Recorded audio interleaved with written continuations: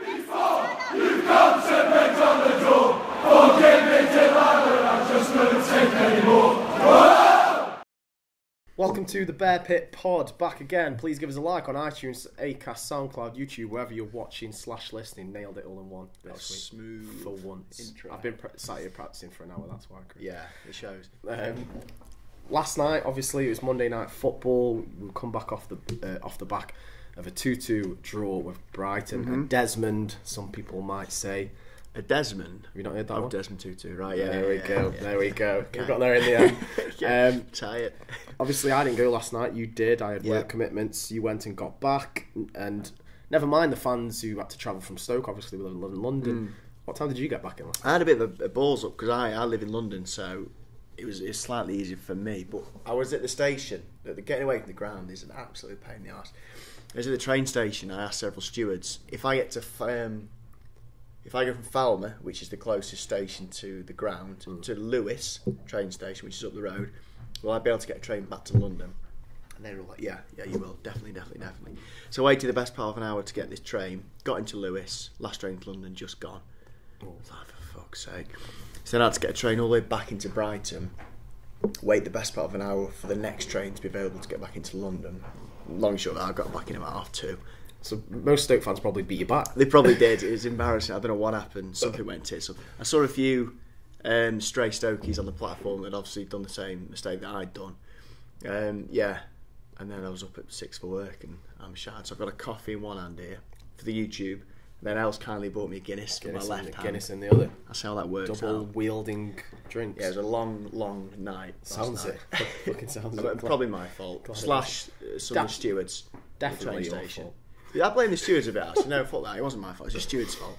But that was obviously an 8 PM Monday kick-off in Brighton. Like expecting, it wasn't a sellout. It's on Sky Sports. The Premier League started to sort of not think. I don't think they thought about fans for a long time. They've not for a long time, but that was just. We said it last podcast. It was ridiculous. I felt fortunate in the sense I was coming from London, but it's just still a ball ache. Well, you still fucked that up. I still messed it up, yeah. You know what? On fair play to Stokies, I think we took about 1,000. Made a lot of noise on TV. Yeah, it was good numbers. I think the Facebook fan page away days or whatever. It showed our little section because I was within it, so I couldn't see what it looked like. But it looked a decent number, very decent. It well exceeded what I thought we would take to the game. So hats off to all those that come.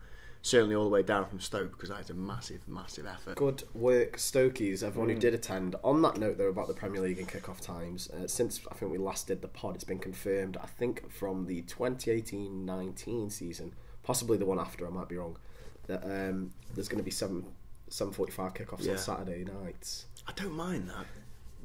I play devil's advocate a lot of the times on this podcast, and I don't mind that. But I think we're of a certain type of fan, maybe where we might book a hotel, stay over, depending on where it is, go on the beers all day. We're of an age where we might have a think about maybe. But yeah, me playing devil's advocate. There's obviously people with families. There's elderly. There's young kids. For me and you, obviously, it's a piss up maybe, and book an hotel, but it'll hurt a lot of other people. Especially if it's an away game. You're spot on. As soon as I saw that, my first thought was, a bit of a night out off the back of a Stoke game sounds alright to me. But if you've got kids under the age of 10, I assume, I don't know, but kids generally will be in beds under 10, around 8, 9ish at worst, something like that. That kind of writes them off for that game, doesn't it? Also writes a lot of people off who and the parents might have to travel back. Like I said, you've missed the last train there. Yeah. Saturday night, whatever it may be. Say it's a London game. Say it's Brighton again. Saturday. It's a late Saturday night. That would be a good away game, wouldn't it? It would, yeah. If you could put it on a fucking Saturday, put it on a Monday and knackered as this season. I was actually looking really forward to Brighton away. I know a lot of Stokies were out, but you can't exactly get smashed there on a Monday. No, not really. It doesn't work. But yeah, that's to come apparently from the next. I think we're going further and further down this path that eventually it will be a case of there's no games clashing. I honestly think it will be back to back Friday night to Sunday evening games non-stop, something like that, within reasonable hours. And I think that is the way it's going. And give it another 10, 15 years, and it will be Friday night kick-off, Sunday evening, and there'll be one after another within the rough 9 to 5 hours or whatever. I personally think it won't be long until the 3 PM blanket ban is over, even myself. I don't think that'll be too long. Yeah. Personally, I don't see... the ban is there to keep attendances in the lower leagues up, I believe. believe, because obviously if it was on So TV, the ban is you can't play a game, you can't broadcast a game. No broadcast a game 3 p.m. till Yeah. 5:30. Yeah. But it even applies for like La Liga. You've had El Clasicos that have kicked off at 5:15, and you've had to miss the first 15 minutes just because of this rule. Yeah. Which is a bit outdated in my eyes. Watching a La Liga, watching the first 15 minutes of the El Clasico isn't going to stop. You know, people aren't going to not go a game for Barnet or whatever it may be just for that. And I think in this day and age when there's so many people streaming games legally, you've got your Codys, you've got your systems, all this. Everyone's got a way to watch. If people want to watch a fucking game, they'll find a way. Yeah. It's that easy nowadays. So I don't think it'll be very long until this 3 p.m. rule's gone. Yeah, I agree. I agree with what you're saying. I can't read into the future. I don't know if it will affect attendances, but I think the days of 3 p.m. kickoffs are numbered. I think it's a shame. Days are numbered.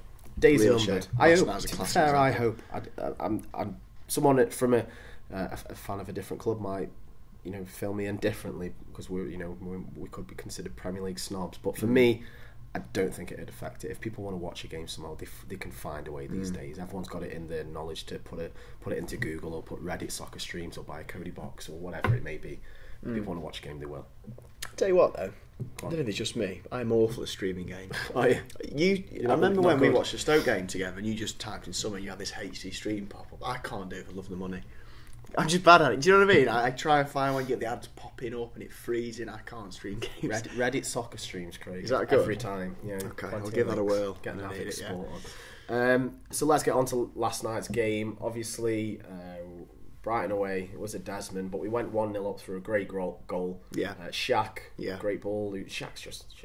Some people were slating Shaq last night. I Were they? really don't get it why. Who and why? I don't know. I saw just the aftermath of the game. I saw a lot of arguments. Saw a lot of people. Some people dragging people's tweets up from a while ago. Some people just having a go at each other, saying about how Shaq isn't all he's made out to be, or he's just a name, and you're all drawn in by that. But for me, he was absolutely brilliant to set that first goal up. Yeah. Chupo brought it down well. Great touch, good finish, Great clever touch, little good finish. I'm not sure how much of it came off the defender. It seemed to get stuck between the two for a brief moment, but Chupo's touch certainly helped. Oh yeah, The momentum of the ball anyway. It wasn't a killed it complete dead. fluke, yeah. Good finish. Is he a striker though? I still don't think he is. Not in this formation.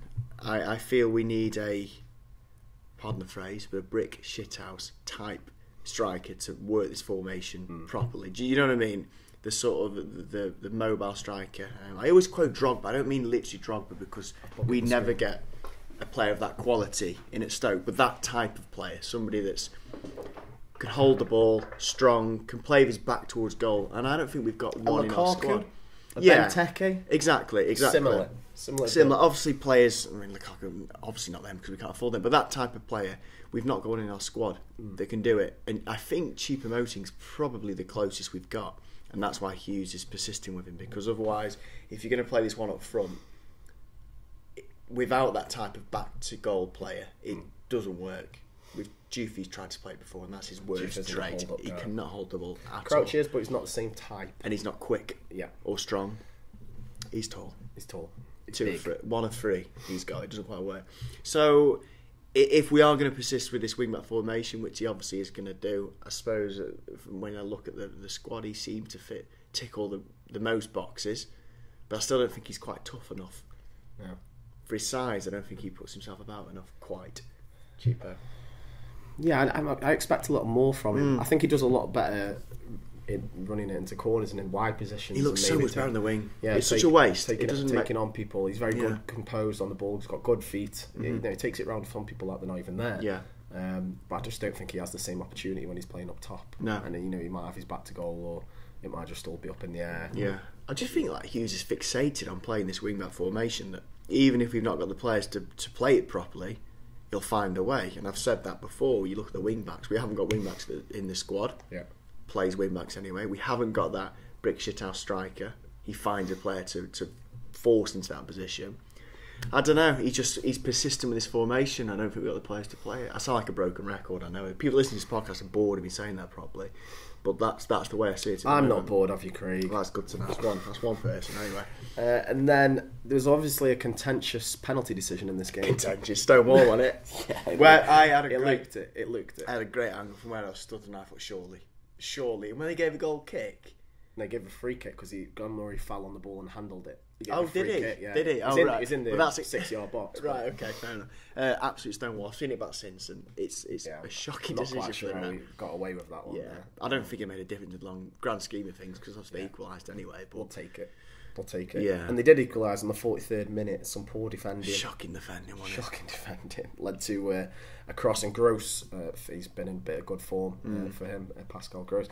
And he finished through Grant's legs. Yeah, Should Grant have done better? Oh, 100%. 100%. I don't want to slate or slag it enough, but it doesn't even need me or you to spell it out, but that was poor keeping, wasn't it? I mean, he wasn't even that powerful. It kind of skipped under him a Maybe he little was, bit. I don't know, maybe he was unsighted because he came through a player. I hope it was that because it was poor keeping that.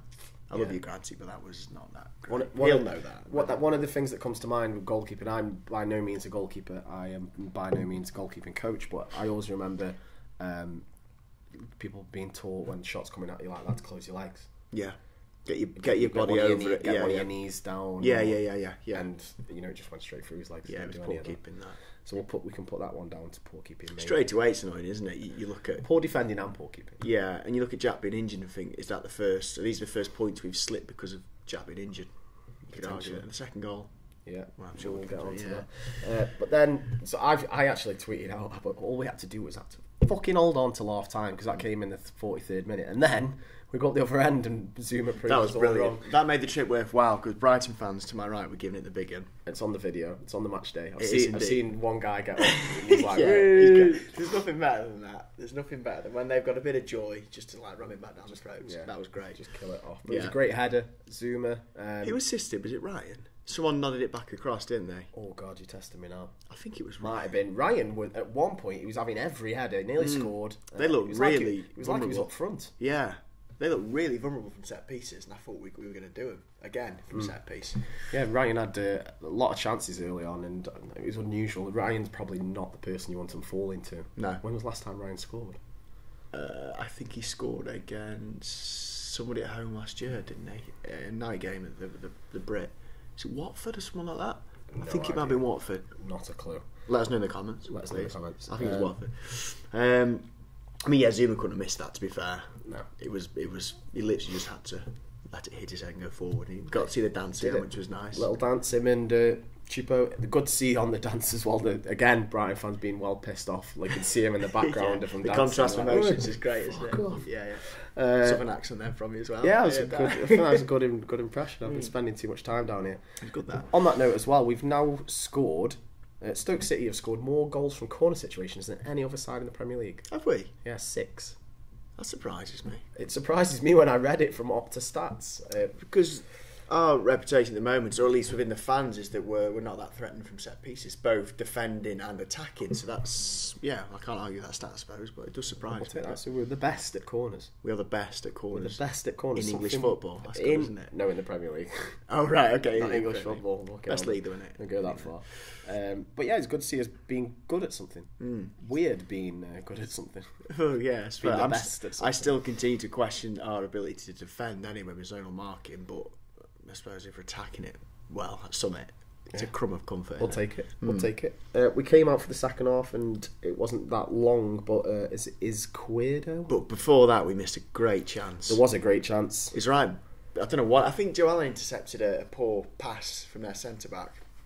Should have scored that. Yeah. Should have scored that. Then Ramadan should have shot.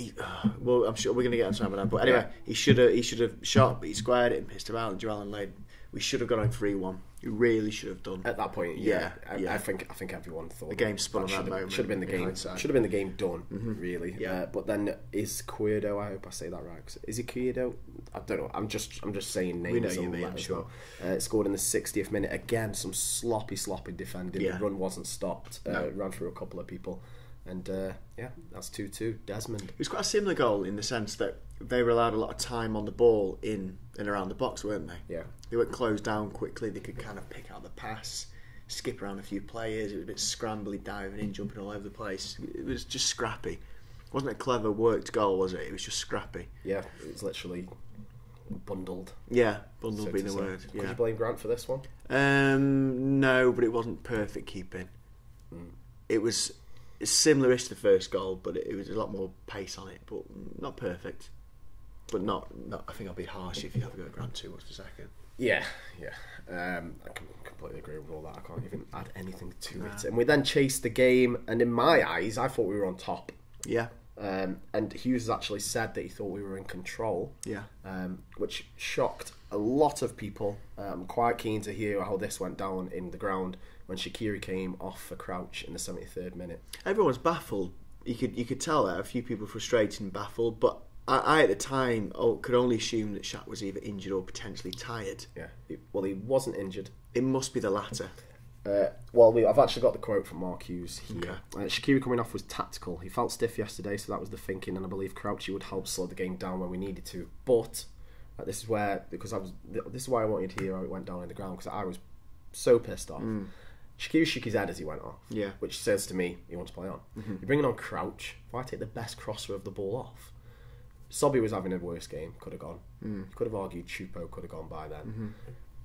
It absolutely baffles me. Why not go for the jugular? He said we were in control. Kill the game off. Just go for it. We're playing a newly promoted team. Yeah. Go for it. We've not been in this league for a couple of years or a year or so. Desperate for a one. Go for the jugular. Go for the 3. Try and kill someone. I do agree, and people were frustrated. You could tell that. But I at the time thought, I think Shaq's probably tired. And Hughes has taken the managerial decision to replace him to save him for Saturday. And I kind of understand that to a point.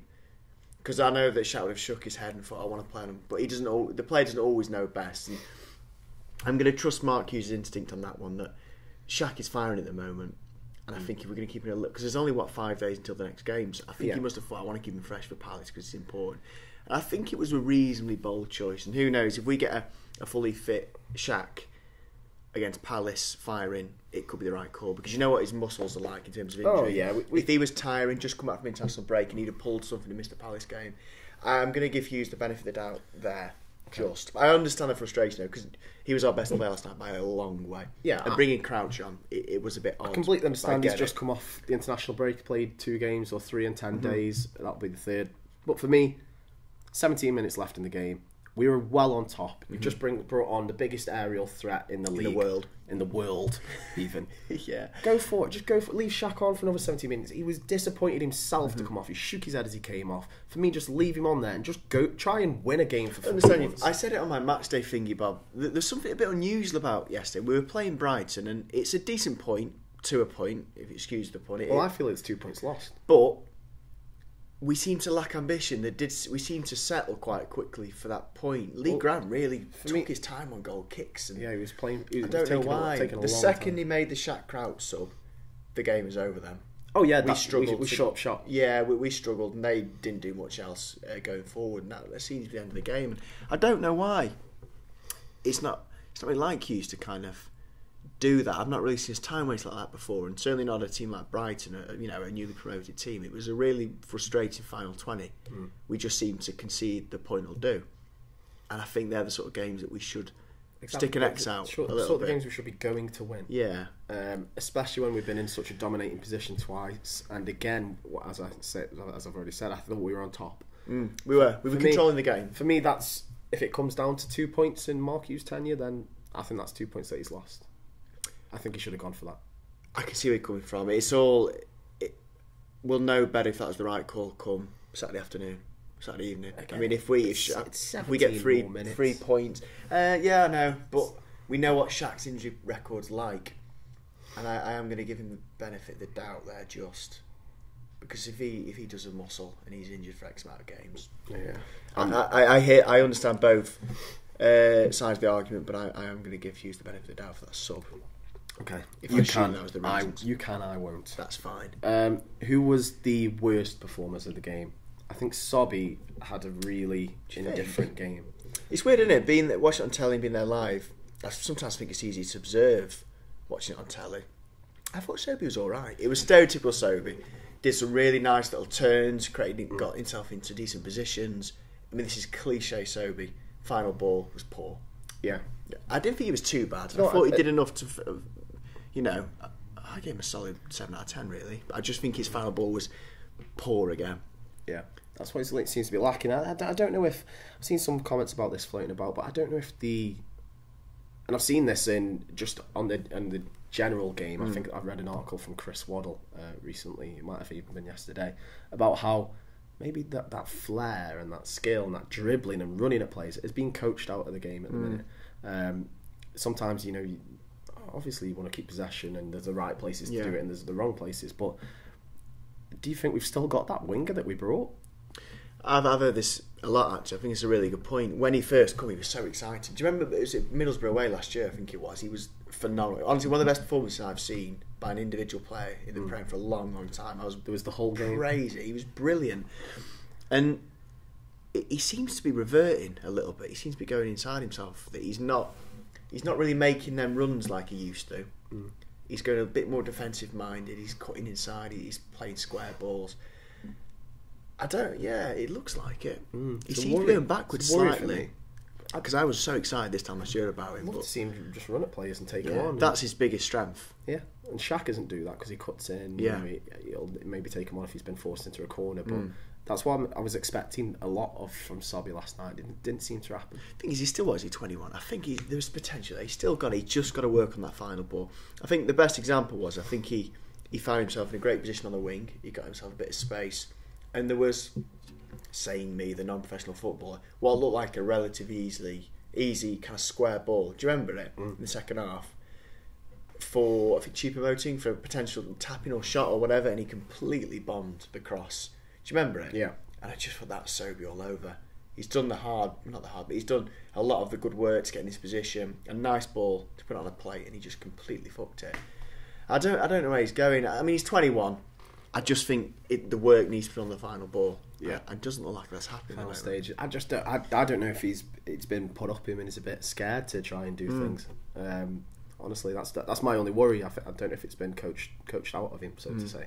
And it'd be a real shame if he has, because I remember it happening with Joe Cole at Chelsea, and he had all the talent in the world, and so many people say how talented he was at West Ham, and he could have come on to have gone on to have been one of England's greatest ever players. That's how much people rated him. And I remember he went to Chelsea to Mourinho, who's obviously got a certain style of football, certain way of football, and he just coached it out. Well, maybe it's the English leagues and philosophies, because when you look throughout, the Brazilian leagues and Italians and Spanish, there's a lot more flair involved, and you can see that with Sobey, that he's come from a team where he's been told to express yourself. I understand the quality's not quite there in the Egyptian top division, but he does look like he's been Premiership-ised, if that makes sense, or at least English League-ified. Some phrases. Do you know what I'm trying to say? Like, you've got to defend, you've got to work hard, you've got to do this, you've got to get in your formation, and all this sort of stuff. And you can see they've knocked out a lot of his flair and confidence to attack. Yeah, potentially. Which is a shame, but I still think there's a player in there. I just hope we don't lose it. Yeah. Let's hope we can get the best out of him in the months to come. Obviously, he's going to the World Cup as well. So we'll get to see him there, hopefully. I'm not sure if he's a regular starter for Egypt. I think he was, but I don't think he is at the moment. Other worst performers, like Lee Grant maybe in there. Yeah, I mean, I don't want to could have done a little pound him better. too much, but yeah, he'll know that, won't he? Eric Peters for me, so many times, again and again. I don't know how many more jokes I can make about him being bad at crossing, can't cross the road. I can't do anymore. It's so many times it got to him, and I was thinking, don't even cross it, cut back and try and lay it to someone. And there was one that went into the keeper's hands, there was one that was overshot, there was plenty that hit the first defender. So much the ball. I'd love to see the stats of time spent on the ball, and I bet he was well up there, worryingly. Well up there. I thought Jufi was a bit no man's land last night. He was a bit quiet. Yeah, and I felt he got caught between whether to attack or defend. And as a consequence, there was so much space behind him. In the first 25, I think they realised what was going on quite early. Credit to maybe Mark Hughes or whoever, the coaching staff. But the first 20-25 minutes, Quedo, whatever his name is, had so much space and time. And I know that Zuma was out there trying to cover for Juve. I was thinking, well, fucking hell, he's not really. It's one of them games where you think, yeah, he's really not a defender. Yeah.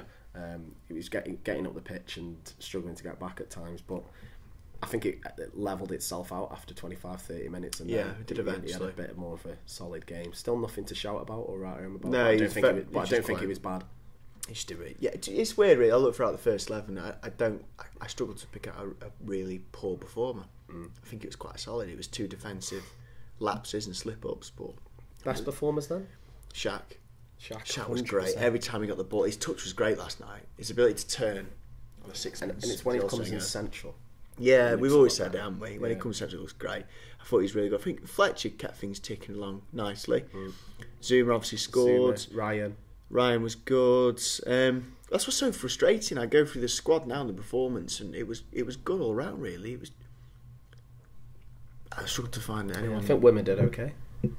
Yeah, he did actually. There's a couple of good tackles he made. Yeah, he made a great tackle. Bringing the ball out. No, he was fine actually. It's weird praising the defence after conceding 2, but I feel like those goals came through the midfield, and we failed to put a tackle in there, and then they could have been dealt with better. But you can't really single that out to one person. Obviously, Zuma got a goal as well. Yeah, so he's probably one of the standout performers. Well, yeah. Really, if I had to put a neck on that, I'd say Juve was out of position quite often and quiet. And then next man of the match, I think this is an easy one, Shaq. Yeah, definitely. He's really stepped up a lot this year. Even if he doesn't do something, i.e. he's not consistently on the ball, he's making an assist or a goal himself. He's doing it this year. He's actually, if I can remember this stat correctly, he's behind Sané, De Bruyne, and another Man City player, might be Sterling, in assists or chances created. Yeah. They're the only people he's behind, 3 Man City players. And that's fucking good. Yeah. He's probably one of, if not the best attacker outside the top 6. He's playing really well. I mean, I think... Do we struggle to keep hold of him if he goes to the World Cup and has a good summit? Yeah, because let's face it, I can't help but think Shaq always thought Stoke was a stepping stone. We all know that deep down, and I'm surprised he's into his 3rd season with us. But he's not performed. He's not really commanded the performances to warrant a move at the moment. But yeah, I think he'll be. I'm just going to look. Keeping half an hour. I think Newcastle were vaguely linked. Is that right? I saw the other week. They weren't linked. It was just an opinion piece article from HITC. That it was just a journalist who said, if Newcastle get that takeover, which it seems like they will now, as Amanda Staveley's gone in with a £300 million bid to go for Shaq. It wasn't any concrete link or. Yeah. So when he signed for us, he signed a 5-year deal. So he's got 2 years left on his deal. Okay, so we can command a bit of a fee. You know what? If you remove Shatley from our squad, where are we in the league this year? Struggling, really struggling. We need. Yeah, he can't go anywhere this season. He can't. I'd really worry if it went. Yeah, well, I hope he doesn't go anywhere in January. But I could see him if he has got a World Cup, and we know how sort of not stand out, but he usually does something in a major tournament, whether it be a bicycle kick from the edge of the box, a hat trick in the last World Cup. How would you sum up? So Shaq's been with us for what, about just under 3.5 years, 2.5 years now. Sum up Shaq's Stoke career in a small sentence. Positive but inconsistent. Apart from this season, last seasons went on, he was the best player. Shaq could have his game here and there, he'd be injured a lot, he'd be in and he'd be out. When he was in, he'd do some marvellous things, but this season he's been a lot more consistent. I'd say he's been frustratingly consistent. But this season it's starting to turn slightly. But I still don't think he warrants a move away, or he's there now, he deserves a move and stuff, because he's not done it for so consistently enough that any fuss should be kicked up by him. To get away from the club. Not yet, anyway. He's passionate as well. I'm seeing a bit more passion come from him this year. And he was pissed off go off last night. Yeah, which is good to see. Good show he's arsed. Just a note, well onto the club, etc. Before the match started, everyone was also wearing black armbands for Johnny Tex, which is a good. I tried to capture that on my match day, but the screen was too blurry to see, but they had a picture on the screen. It's horrible, that. Horrible stuff. I don't think I've spoken about it on the podcast because we didn't. Well, I wasn't there that week, but I know he obviously didn't have too big a role to play for the club in terms of games played. 100% record. He came on twice. Yeah, he did. Games. Yeah, it was tragic. That you see that picture of him and his kid, and it's heartbreaking. Horrible, isn't it? Horrible. Rest in peace, Johnny Tex. Yeah. Crouchy also came on and now holds the record for most sub appearances in the Premier League, 143, over to Amiobi by 1. Did he? I don't know if that's a stat you really want, because it says a lot more than it kind of praises. Yeah, well, doesn't it, in a way? He actually quote retweeted. I think the Premier League tweeted it, and he said, "Should I be proud?" Yeah, well said. That was my thoughts about that.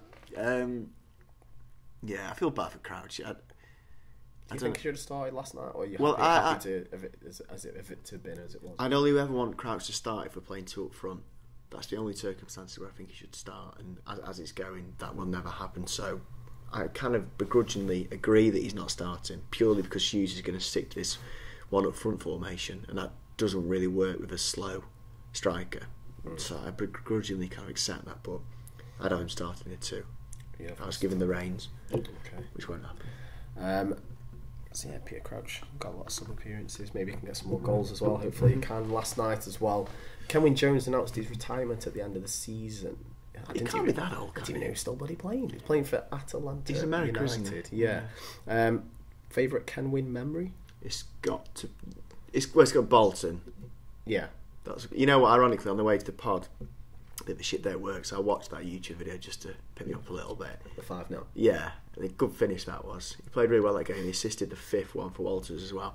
And I also remember when he scored. Do you remember the Aston Villa game when Tony Pulis' mum passed away? Passed away and he came in back the second at half. half-time, I think Kenwyne scored the winner in that game. I think that was a great moment as I well. always remember the head of the Everton. Which one was that? It was a cross in and he's looped it over Howard into the other corner. I'm not sure what the end score was, but I remember that goal pretty well. And his thunderbolt against Spurs away was good. That was Stoke's Facebook page goal of the day. Was Kenwyne's goal against Tottenham. Weird player, almost. Yeah, almost really. He had good. a moan a couple of times. Yeah, or there was Did he miss a few chances in the Valencia game?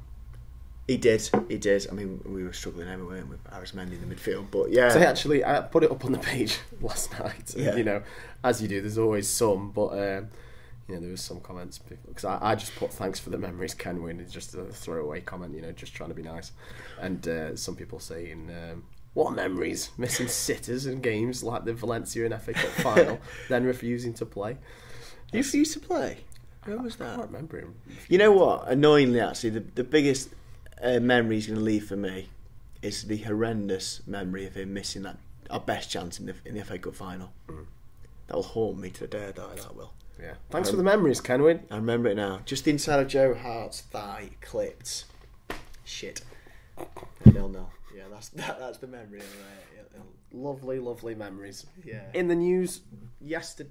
Was it yesterday? Yeah, it was Yesterday, yeah. Uncle Pulis. Uncle P. Uncle Tony. Sacked from West Brom. Yeah.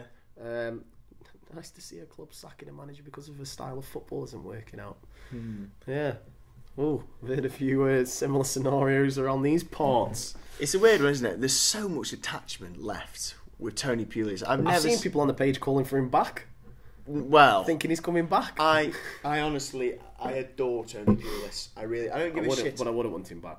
No, even I wouldn't want him back. It would be such a backward step. More than anything because it would divide the fans like no tomorrow. It'd be horrendous. But even now, I still get frustrated the lack of respect a lot of Stoke fans show Tony Pulis. It really, really annoys me and frustrates me. People seem to dig up and create that he's been a dick since he's left. I don't think he's done anything too outrageous that you wouldn't do as an opposition manager, has he really? If the thing is, at the end of the day, that's the team that he's managing. And he'd do exactly the same for us. Of course he would. He had a job to do, and the OK message board is obsessed with that man, be it for good or bad. There's thread after thread about Tony Pulis, and every time we win or lose, there seems to be some reference to Tony Pulis would have done this, or you know, thank God we've not got him now because we're doing this. And I don't know, I wish we could just put Tony Pulis to bed for Stoke properly and accept that he was a massively influential part of one of the best times of our history. Absolute fact. And that's just also how it what he did for the City. With the City, Donna Louise Trust and all that. He still does stuff for the Donna Louise Trust. Yeah, but he gets some real... I think hate's probably... I don't know if hate's a bit too strong, but he gets some real vile comments chucked at him. And I don't understand it myself. I think a legend, a real legend, creating some amazing moments and memories and stuff. And I felt it most when we interviewed Matty Everington. Yeah. You could see Loved Matty, him. the passion in Matty's eyes. Loved him. For Pulis and what he brought and delivered and you know, rectified his career a little bit, didn't he? And I got that. But yeah, I get it. I hope he takes a Wales job. Yeah. I think he'd do alright there. I can't see him doing it. Bit of a pay cut, isn't it, international football? Yeah, and you know, he'll January, February, he'll rock around. There'll be someone around the bottom who needs Swansea. One, You watch Swansea. Your man. He's going to Swansea. Guy. It's funny because West Brom probably tried to work it out, and you know, we're in trouble. Wait, we hire Tony Pulis to get us out of trouble. No, we've already got him. Oh shit! But I mean, if you look at West Brom, they've been the proverbial, can I ever say that bloody word? Proverbial yo-yo club for years now. And now he's stabilised. This is probably the biggest bit of consistency they've had in the Premier League. I appreciate the football was poor, and I'm not going to ignore that fact. He did get very, very drab, to say the least, towards the end, but I think he's cemented West Brom that they haven't done for ages in the top flight, for the best part of 10 to 15 years, if not this sort of consistency. But whatever. Let's move on from Tony. Let's move on. So now we are on to the listeners' questions. Ooh, I feel like we should have a jingle for this, but yeah, I'm not going to sit here and make one. J. Cole says, in 5 points from 4 winnable games, enough. Are we lucky everyone else apart from Burnley in the top 6 is so shit so we don't look cut off? Yeah, it's a good point. I mean, we kept saying, didn't we? Was it? It was the game before Bournemouth. But we kept quoting, this is where the easy inverted commas run starts from now. And since we've started the inverted commas easy games, it's not been the best points haul at all, has it really? Beat Watford, lost to Bournemouth, drew to Leicester, drew to Brighton. Not that great. And then we've got next 3 games. We've got Palace, Liverpool, Swansea, I think. We need at least 4 points. That's absolute minimum 4 points from them 3 games. And if we don't achieve 4 points, we're right on top of Christmas with sub 15 points, which is poor. Liverpool, Swansea, Tottenham, Burnley. Yeah. West Ham. We need to pick up points quickly because this easy run of games is going to end very quickly, and then it's back to the Man Cities and Chelseas and all that. Exactly, we've got Chelsea on the New Year's Eve. Yeah. And then Man United. Wait, then Newcastle, then Man United, Huddersfield, Watford, Bournemouth. Back to the when it's done a loop. Back to the clubs we've already played. Yeah. Jamie Unwin says Lee Grant was a bit shit, wasn't he? Well, sort of, yeah. He's played better. But I don't think we need to be too harsh on him at this stage. Tom Latham says, what's your price tag on Zuma? How old is he? What did you pay for 23. Yeah, and I don't think there's any chance we're getting him. Not a chance. Chelsea, if they could, and Mark Hughes has discussed this already, if they could, they'd call him back right now. Yeah. They call him back in January if they could. Apparently they can't for a few legal issues. Apparently Mark Hughes says it can't happen. But I've got absolutely no doubt if they could, they would right now. They've got Christensen at the back who's not great. So if you're given free rein to sign Zuma, how much do you invest? Without being daft, what would you... How much would you stick? I think push the boat out for him. We aren't spending. We would not spend the amount of money that Kurt Zuma will cost. I think absolute stretch we'd consider 20 to 25 maybe, but that won't touch the sides. He won't be that. No. He'd be double that. Yeah, at least.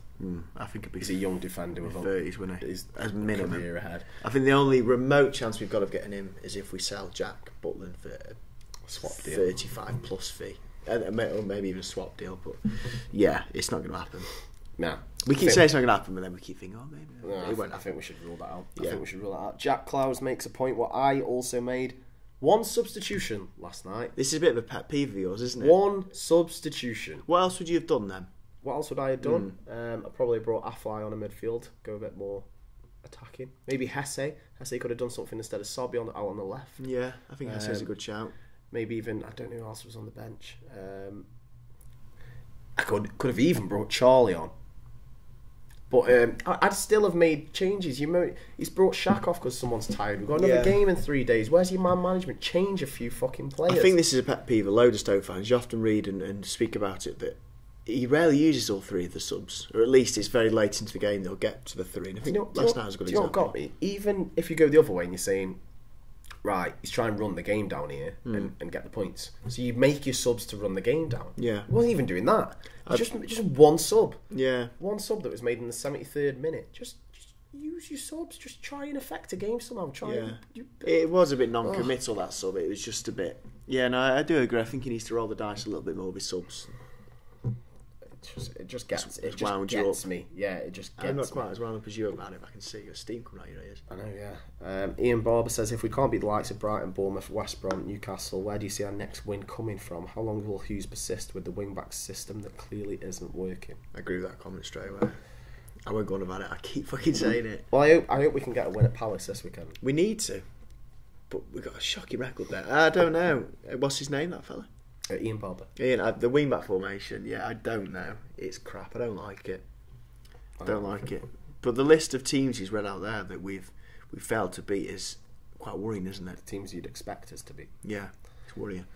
Danny Rhodes says, why has Peters not been dropped and Ramadan isn't ready yet? We need to replace Arnie in January and get a left wing back. We get battered down the left week in, week out. Who would you play instead of... If we're going to play the wing back formation, which we will, who would you play?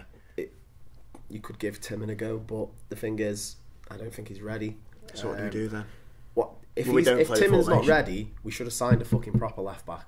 Every single Stoke We've fan. got a proper left back. Peters is a left back. Okay, we need a wing back. But left wing back. If you knew he was going to play this formation and Timon doesn't seem to be ready, we should have signed one. My answer is simple. Just stop playing the wing back formation. I actually think Ramadan's a better wing back than Peters. Potentially. Certainly going forward, absolute fact. Definitely. Well, Peters can't do wing back full stop, so just get someone else in there. Just give it Sobby for a game. Yeah. See what happens. Put Hesse out on the left. On that note, it's not. I don't think anyone's asked it. I don't think we've covered it so far. What's happening with Hesse? I don't know. I've heard a few murmurs that he's not... He's more focused on his music career. Well, I've heard that one, but he's not quite clicking in training as well. It's not quite... Because this is, the third game in a row he's even been unused as a sub. Which is really frustrating because it came off the back of his best performance against Bournemouth. He was great that day. He looked a cut above. Despite us losing, he looked really, really good. I don't know. Really strange one. I'd love to see him up front with someone like Berahino.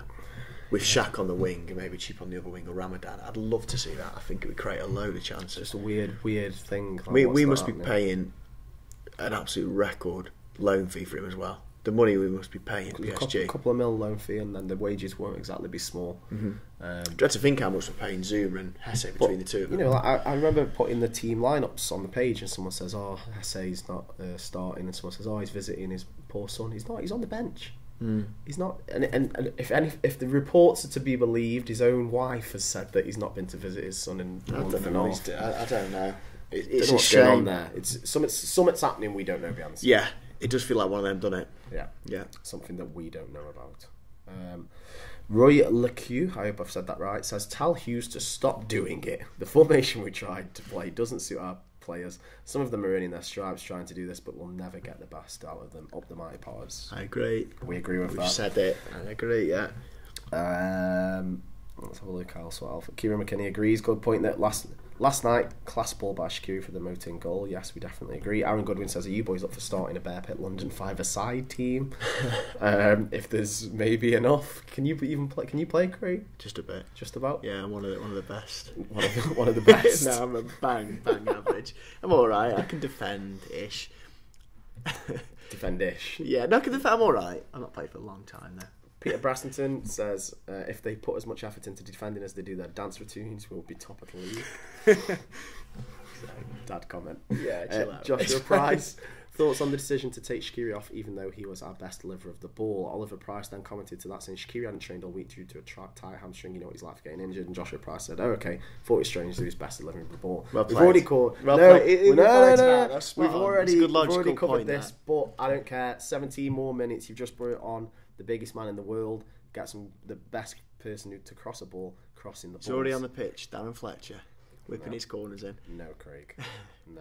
I think that is the lot. Bit gutted. I always want a non-football related question. Well, we did have the 5-a-side one. Yeah, I suppose. It's not that. I suppose. Football related. I like that one. Yeah, there is no non-football related questions, unfortunately. Okay. So next up is Crystal Palace. Hodgepodge and the boys. We're both going. I don't know. I really don't know what to make of this one because they've obviously got better. They drew 2-2 with Everton, just gone. They actually look quite dangerous and probably should have won the game. The penalty for the first goal to make it for the second goal to make it 1-1 has since been Oumar Niasse has been given a retrospective. Yeah, I saw that ban for diving. Yeah, for diving, even though it was given the game. You can't do too much afterwards. First player to receive that. But Palace, earned a 2-2 draw there. They've obviously got better since Hodgson's come in. I really don't know what to make of this one. I can't see how it's going to go. I'm convinced we're going to lose. Oh, yeah. I feel so. Yeah, I'm convinced. You're usually the positive one. Well, our record at Palace is awful.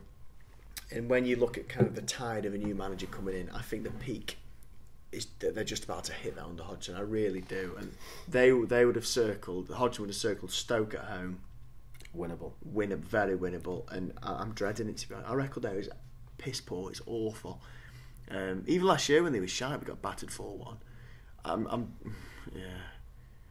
But the frustration is when I look at the fixtures coming up, we need to win it, but I just can't see us doing it. I cannot. I think their winger Sahar, with our wing-back formation, the space he's going to have, he's going to tear us apart. I'm really dreading this one. Really dreading it. For me, I think the battle will be in midfield, and I think that Ruben Loftus-Cheek is having the time of his life at the moment, and I think he could do some damage against Fletcher and Allen in there. They've also got Zaha, as you say, he's been fired, scored in the last game. Yeah, you can bet your bottom dollar will play the same starting 11. Well, this game last year was the 4-1. 4-1, yeah. I remember watching it in Amsterdam, pulling my hair out, and I think that was the first time I ever turned Hughes out. Was it? I think so. It was, it was quite a hairy time that when we lost to Palace last year, but I'm looking forward to it. No. I hate Selhurst Park. Yeah, it's shit. The gantry's in the way. You can't really see the pitch. No, not the actual ground, just the fact we always lose there. All right. I don't mind the ground. The ground's okay. It has that little, as you come in, there's the little sort of party atmosphere. Yeah, they've got like some techno dance hall thing going. Last time there was someone on the roof. Yeah. They've got a little Sainsbury's built into the stand, which is nice to see. Yeah. On the main, the other stand. But I hope my ticket. I don't know where my ticket is, but I hope it's not at the back because the gantry gets in the way. Then you can't see the ball go up in the air. It's old school, isn't it? Yeah. I think the wooden seats there, haven't they? At Selhurst. Or at least them long wooden benches things going on. It's a bit old school, the ground. But as much as I think we will lose, we really need to win. I think it could be real, without being too dramatic. I think this really might define where our season pushes on, because if we lose that, which I think there's a very good chance we might do, could we be in the bottom three at the weekend? Results go against. We're still in that sort of realm, aren't we? Liverpool to come up. A massive game. I'm not feeling very positive about it at all. Well, sorry. We worry. We'll worry. No, I don't think we can't go the bottom three. We could go 18th. Okay. If West Ham win on Friday. No, we can't even go 18th. I don't think. I'm not very good at maths. I'm not brilliant. But yeah, I'll say no. We can't go in the bottom three. But it is a worrying fixture. Yeah. Crystal Palace obviously sitting on 5 points, bottom of the table. Pressure that puts on the Swansea game as well, and Liverpool game to a lesser extent is huge. So let's just assume we lose to Liverpool after that. The Swansea game at home is massive then. And we struggle at home under pressure against teams low in division, i.e. Bournemouth. Big game, Palace. As pessimistic as it sounds, I'd take a point. Which is very pessimistic, I know, but I think I would. Well, we will see. We will see. We'll both be there. That has been the Bear Pit Pod. Where we going for a pint before? Yeah. We've identified a pub, have we? Is it a away pub? There's a Weatherspoons, I think I've often gone to at Palace. It's a pain in the arse to get into. I can't remember where I went last time. You go a few pubs around London Bridge is quite good, but yeah. I went on a date on London Bridge the other day. Did you? Won't mention too much about that. That has been the Bear Pit Pod. I want to know more about that. No, well, you can't. That has been the Bear Pit Pod. Do make sure you go give it a like, leave us a review on iTunes. Make sure you like it or wherever you're listening, watching, YouTube, Acast, SoundCloud, iTunes. That has been the Bear Pit Pod. We will see you all next week, hopefully after a Stoke win against bottom of the league. Or a solid point. Or that.